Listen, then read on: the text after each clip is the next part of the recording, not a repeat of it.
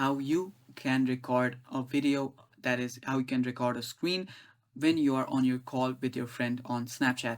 Now, I'm doing this on PC because this does not work on your phone. So let's just do this. First, just open up your web browser and go to web Snapchat. Now go to the Snapchat on your website, on your web browser, and open it up. Now here what you'll need to do is just use an app or a software called OBS.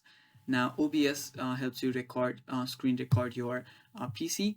So you can just open this text up, and as you can see right here, there is no option to, just there is no notification sent when you're on this chat. Now, if you were doing this on your mobile phone with your proprietary screen recorder, you would not have been able to. There would go a notification saying that dash dash dash is recording a screen right now or something like that. So you can use this OBS to record any screen. You can record your video calls, you can record your snaps using OBS, and the user or your friend won't know that you are recording the screen. So yeah, that is basically it. That is all for the video, guys. Thank you for watching. Stay tuned for more, and bye bye. Take care.